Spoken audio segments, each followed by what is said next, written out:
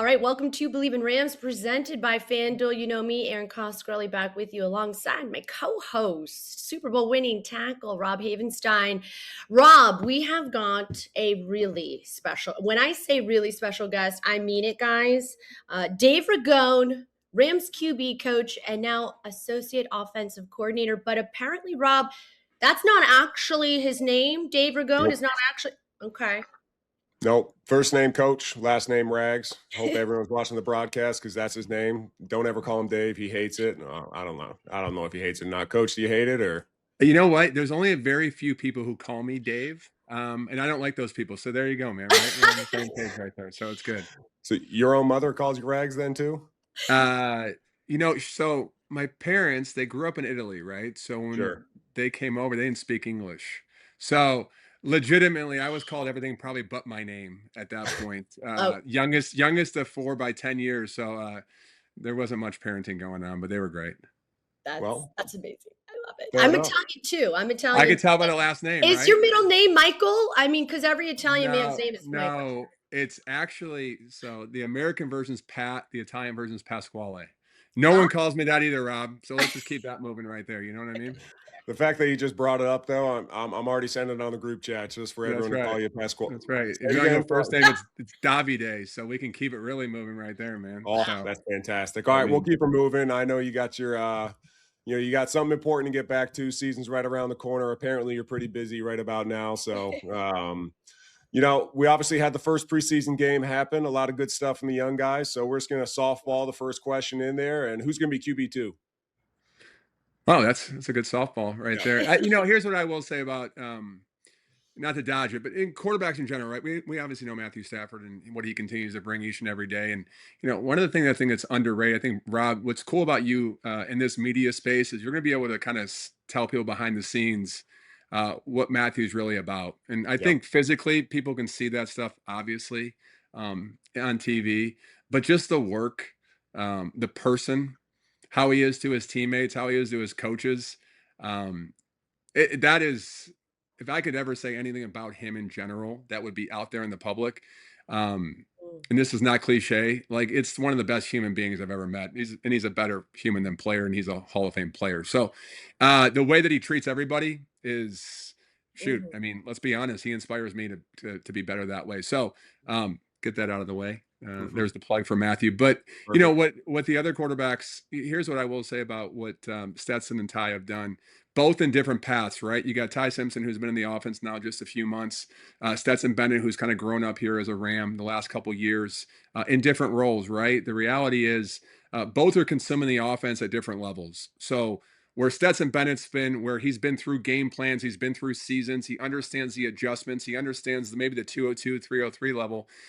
Where Ty, right, he's building the foundation of the offense, and he's learning we want him as an offensive staff, and how Sean sees the quarterbacks playing within this offense. So every day there's something that comes up that is going to be a new experience. So when you're dealing with a young quarterback, regardless if it's practice or a preseason game, there's all the great opportunities to kind of have those kind of conversations that organically come up that are really hard to manufacture unless they came up this way.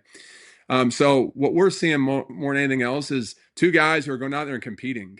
And that's a cool thing for me to be able to be a part of because of how much I care about those guys, is just seeing those guys go out there and not necessarily thinking about anything else, but trying to execute the play and really bring their teammates along within the offensive huddle. And I think those guys are doing that, and they get to grow each day. I mean, tomorrow we get to play against the Saints in a practice, and they'll have another opportunity to do that. And I just feel really blessed to be a part of that quarterback room. Yeah. And I appreciate, Coach, what you said about Matthew. What a great example for both of those young men to have in the quarterback room, not just as a player, but like you said, when culture is such a big deal for you guys, he really does exemplify high character. And so it was really cool to root for him, especially after having the training camp that he had last season, and then what you guys were able to do on offense and really try to diversify things. I mean, it was really cool from our vantage point, just to be able to see in the midst of adversity, you guys really stuck together. And when it comes to those two quarterbacks that are behind Stafford, what's different that you like about the other? Because when you had the interview with Rob during the broadcast, you had mentioned that Stetson kind of has a moxie to him, and he kind of is like, I got it. But what is it about the two, whether it's their on-field or off-field personalities, that you like that may be different? Yeah. Yeah, and I understand. That's a great question. I think that when it hit my brain when you first asked it is almost starting with the similarities. Like they're both super Sure. competitive in their own way.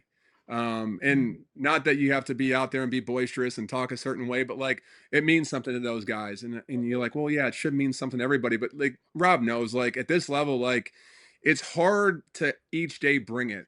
And it's just there's dog days with it. There's a lot of information to consume. There's a lot of external pressures that occur for these players once they leave our building.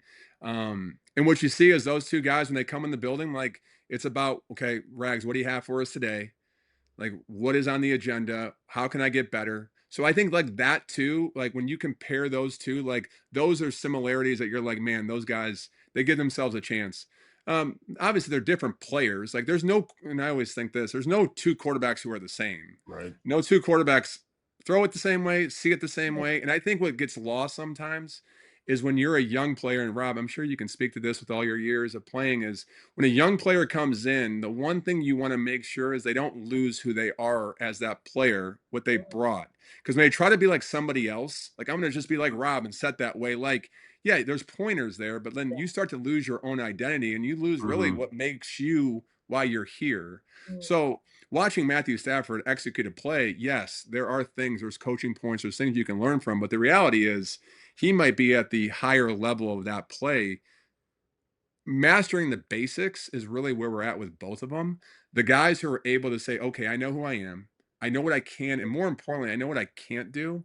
I think that's when you find those guys who are going to make it in this league. Guys who are constantly like, well, I want to do just like that by somebody else. Like you get down to really, I know that was me as a player, so I'm really speaking from a true experience. I try to be someone I wasn't, and then at the end, I pretty much lost myself, and I couldn't even recognize myself on the film, honestly.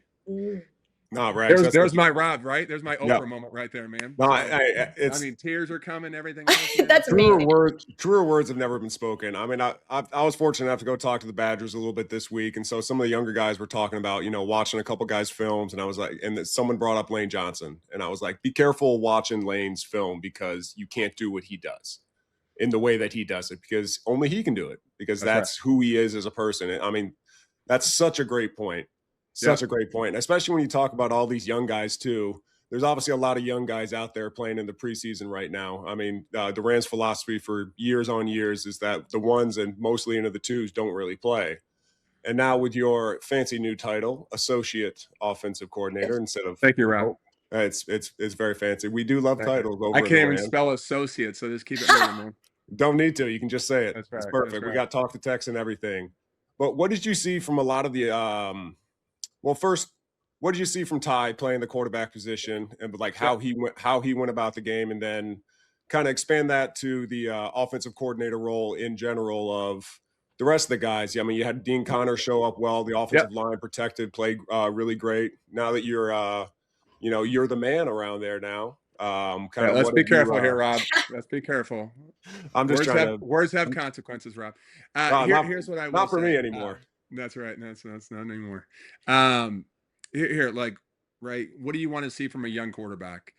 Through my experiences, and I'm sure through others, people who've been around the quarterback position, when they get in their first game, well, yeah, you want to see them be able to settle down. You want to watch their feet. You want to watch their eyes, right? Their ability to rip through progressions, and more importantly, if one's there in the progression, make sure we're taking that. Right. And I know it sounds simple, but sometimes guys get so sped up because, oh man, there's a game out here, there's people watching, there's other factors that all of a sudden you no longer rely on your true fundamentals, which at the quarterback position, nothing's more important than your eyes and your feet.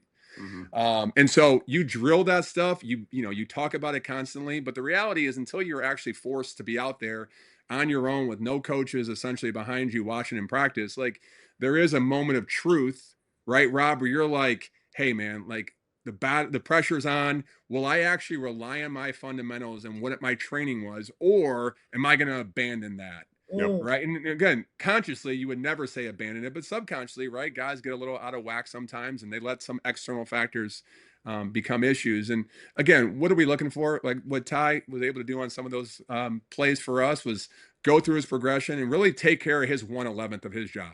Sure. Right. What most important thing that we were looking for in general is, can we get out of the huddle? Can we Yep. operate the line of scrimmage? Right. I know that sounds so simplistic, but as you've been around some of the, arguably the best in the world at it with Matthew, like you don't take that for granted. Like the operation, breaking the huddle, guys taking the line of scrimmage, our ability to snap the ball, our motion tempos, right? All those things that, that we pride ourselves on. Can we do that? Can we control those things that have nothing to do with us actually the ball leaving our hand? Sure. And then once, the ball is snapped, what is our decision making? What is our accuracy? And then, because you're trying to build trust with all of us as coaches and players, right? Can we trust you when a play is called to actually execute that play and protect the football? And so I think they're learning. These are all learning apps. We'll practice tomorrow against a different team. We're going to learn more about these players tomorrow, and then just as we go into the next preseason game and the rest of training camp. But it was cool to see not just the quarterbacks. I will say this, Rob, guys get a chance to go play for maybe the first time as an NFL player, or right, guys are out there trying to fight for jobs and trying to make a name as a veteran player. What was cool is like what I always so much appreciate about being a Ram is the vibe that guys have on the sideline, the encouragement. Even when things aren't going great, like on the outside, it's like there's no panic. There's no one screaming at you to go get your job done. We're trying to problem solve. And then your teammates, right, aren't like, basically casting you off and being like, oh, that guy made a mistake. You get it's a really cool experience to be a part of and feel so fortunate just to be around, like you're actually in it together with guys. And you can feel that. I think that was a cool thing for some of those guys who've never experienced it as a Ram. Boy, that's a run-on sentence there, Rob, man. I kept going right there, You're the baby. best at it. That's the Italian coming out in you. I love it. That's right, man. I'll use my hands next. There we go. It's so cool to hear, especially with Rob. We were so grateful we get to have Rob's perspective, because I agree with you, Coach. It is a behind the scenes lens that the fans don't really understand, the camaraderie on the sidelines. Coach talks about it a lot. He said this past week, we're going to hit adversity. We don't know when it's coming, but it's gonna come. And so, like you said, trust is such a big, trust for us, for how we make people feel when they come on the show, and educate the fans. And I think that's why it's interesting to hear your perspective on how the guys, when people say preseason doesn't matter, well, no, it's a really big deal to a lot of people, because position battles are happening, and whether or not they're going to even make the team. And the way Ty Simpson, I felt, was developing more and more confidence as the game went on must feel really good for you. When it is such a complex offensive system like McVay's and yours, is that something you guys sort of try to slowly bring these guys along when they come out of a college system like Alabama for Ty? Yeah, I think that's an interesting question in terms of the process in which we onboard players. And the one thing I do know, at least I feel pretty confident about, is regardless of where you've come from, player wise, college wise, like just because you might have run a similar play, what we ask you to do is going to be even small or largely different than what your college asked you. So it's almost as if you want to zap your brain like, hey, I have no intellectual knowledge at all about what I just did. And I'm going to do exactly what you guys asked us to do, and trust the fact that the coaches are trying to put you in the best position. So onboarding any young player is more about even a free agent who comes over, right? I mean, Rob, you had plenty of teammates who come from different systems, like, oh, we rent. It's like, no, you might have run it similar, but there are different techniques. There's different coaching points. There's different emphasis. And I think that's, again, I keep saying the same word. I think Rob would echo it. I just feel so fortunate to be a part of something like this where we onboard the right way. Obviously, Coach McVay is the one who leads this whole thing, and kind of, he's the director to the coaches, the assistant coaches. He gives us such clarity to go out and do our jobs that allows us to be to act freely, to be able to explain things to our players because we have clarity from how he sees it and trying to carry on that vision. But yeah, I think it's the most important thing is like, I know I have a few kids and they play sports, and I make my two older ones.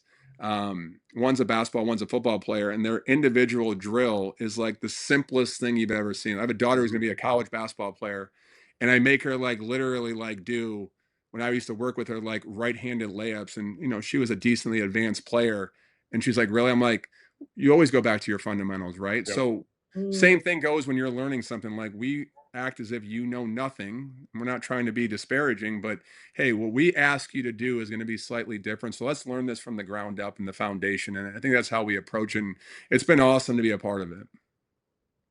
That's amazing.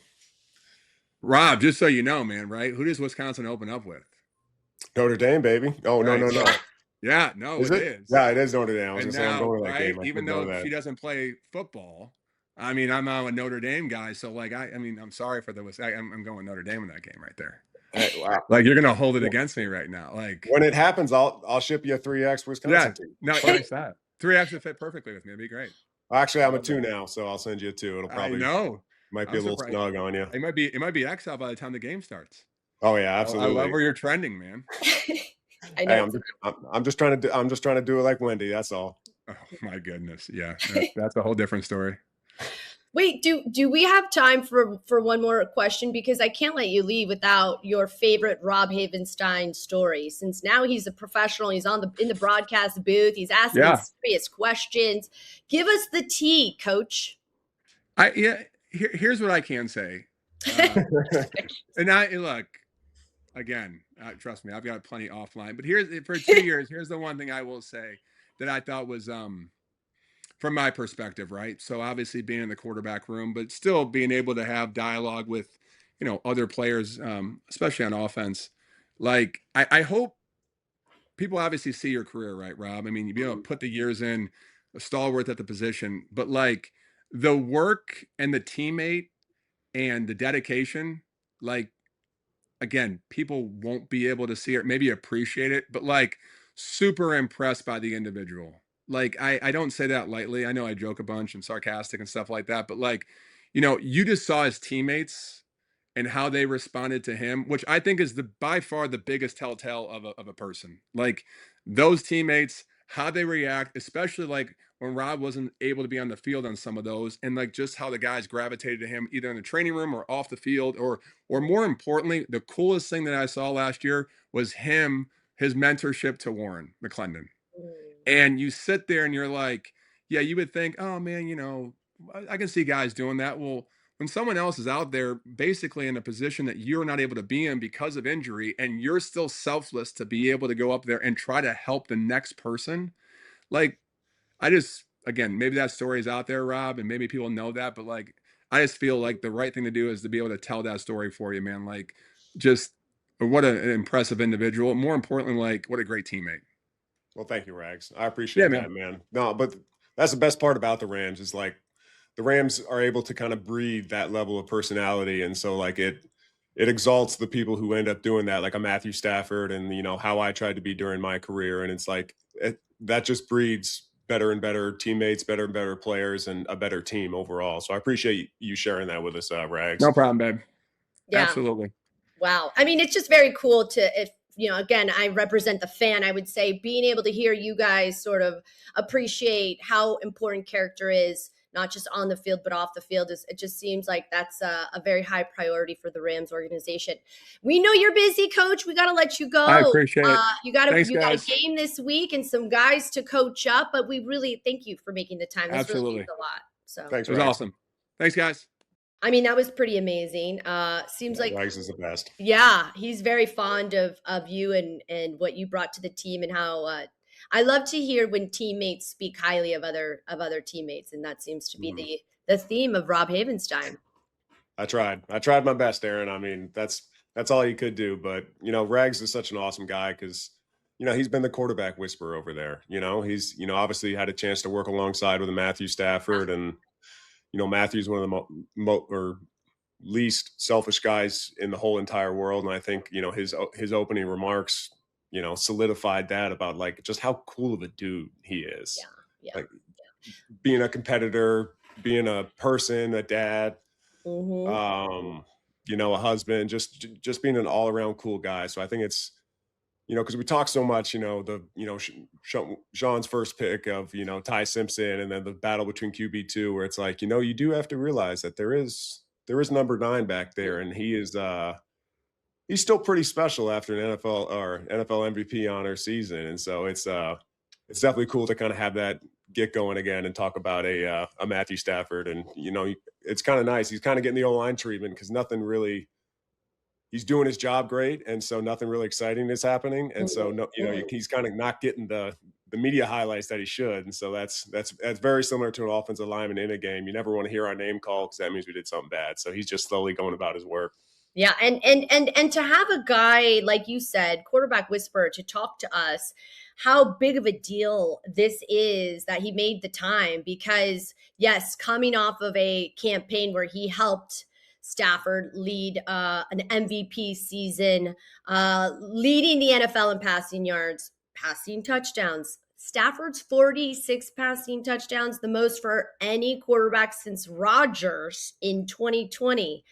And it was 12 more than the next closest QB during the 2025 season. This is a quarterback whisperer in one of the most innovative offenses, and he just made time for us because of you, obviously. But and we are talking about, because it is preseason, we're a few weeks away from regular season kickoff for the Rams, going down to Melbourne and taking on the Niners. But what did you think about what he had to say with regards to how he is developing those two guys as the backup quarterback? And did you get a sense of who he thinks might get to be the number 2? No, I think he played that card pretty close to his chest. But I really do hope that our listeners and the fans go back and really listen to what he says. Maybe listen to it once and then go back and slow down and really listen to how he talked about, especially onboarding the players from college. If that's not how the Rams operate, then, I was at a different team for these past 11 years. I mean, it's like, not saying that you don't know anything, but they're going to treat you like they want you to learn the system from the ground up, working on the true fundamentals, the small everyday drills of the quarterbacks going through the bags. You see him, Matthew, kind of going, feet here, feet there, and then throw. It's like, he's probably just warming up. He's like, yeah, he is a little bit, but that's crucial into really drilling the fundamentals and the techniques to when, like he said, when stuff gets a little Western out there in the game and you got people flying around and the quarterbacks wear red jerseys during practice that says, hey, stay off me. And that red jersey is not there because you're in a game. It's like, right. Do you go back to what you've drilled, what you've done for, the past 3 months, or in Matthew's case, 18 years? Yeah. Or do you abandon it? Because I can tell you with certainty that there's been a couple of games where I've abandoned when stuff got a little wrong, and then you go back and you're like, man, why did I do that? And then you get to kind of, luckily kind of get back up on that horse. But the way he talked about the process and like his guys, and Coach Wendy would always say this when watching defensive tackles and defensive ends, it's like, go watch the young guys on how they play, because that's what they're being taught. Older guys can have their own little wrinkle on things about like maybe the techniques that they do, but the young guys, they're just trying to do it the right way. And so like, that's a great reflection on how the Rams are teaching these guys. And I think how they're teaching them is obviously working really well. They both came out and, Stenson's had a great training camp, and Ty obviously had a really good preseason number 1. And so I think it's really cool to hear an insight like that from Coach Dave Ragone or Coach Rags. Yeah. It's a testament to how much they prioritize the development of these young guys. Because listen, the biggest thing that you hear is how fast the game is played at the pro level. And I remember too, I don't know if you recall, when we had Reggie Scott, he said, we just take these guys. Reggie Scott is the Rams. I mean, he's like the wizard there, but he's like sports medicine scientist and really just does a great job at keeping guys healthy and on the front lines of making sure they're good to go in terms of health and safety.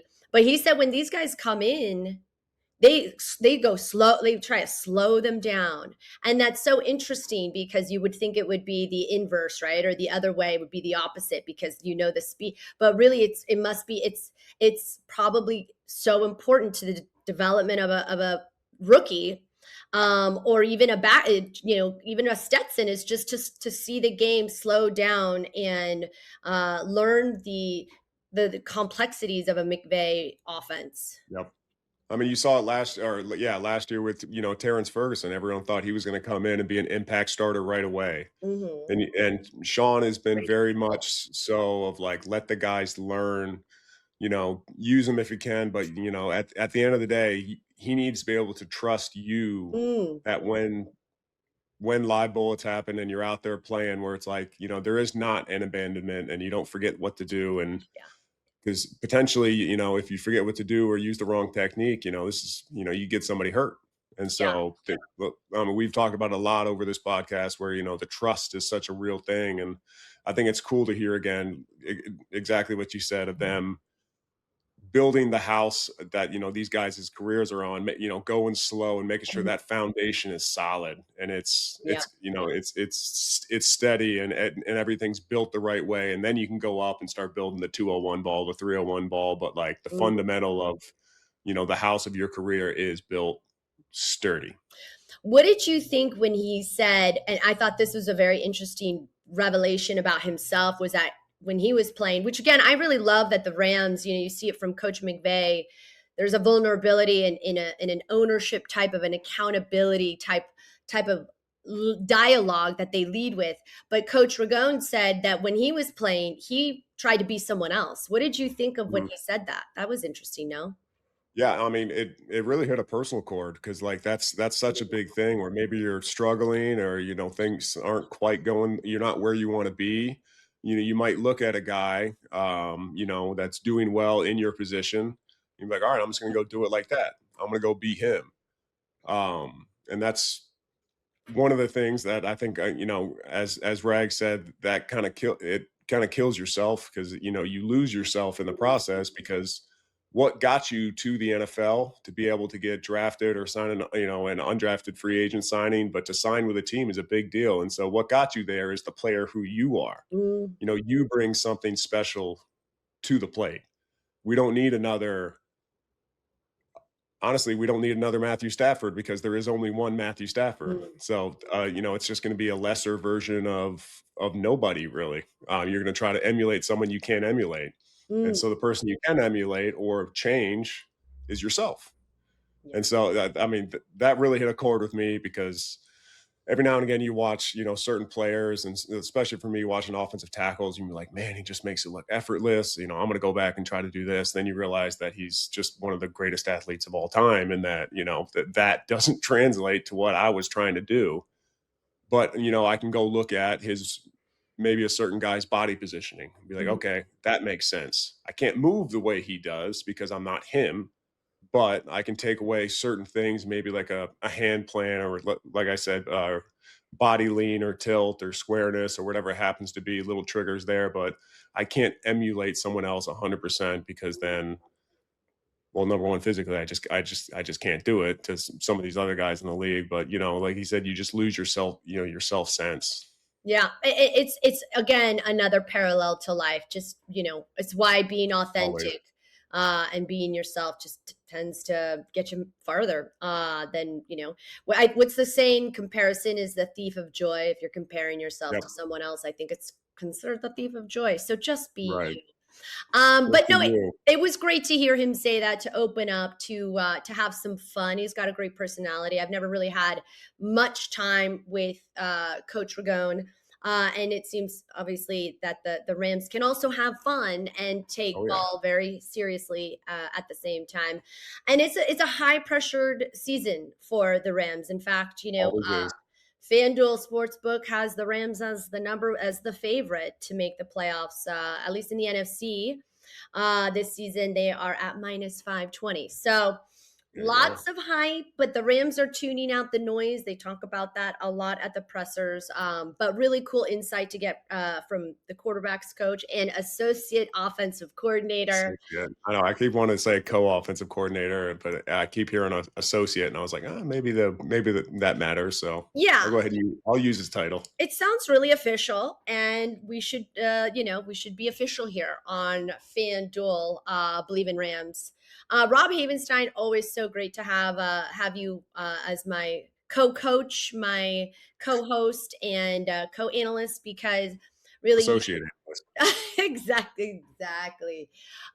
So stoked to hear you on the CBS broadcast. He is going to be an amazing play. You're not play by play, but it feels like you guys are just having Jourdan Rodrigue of The Athletic and J.B. Long. It just feels like you guys are sitting at a bar having a conversation, and like, bring up a chair, guys, join us. So great work there, and let's do this again soon. We'll be back, guys. Thanks for listening.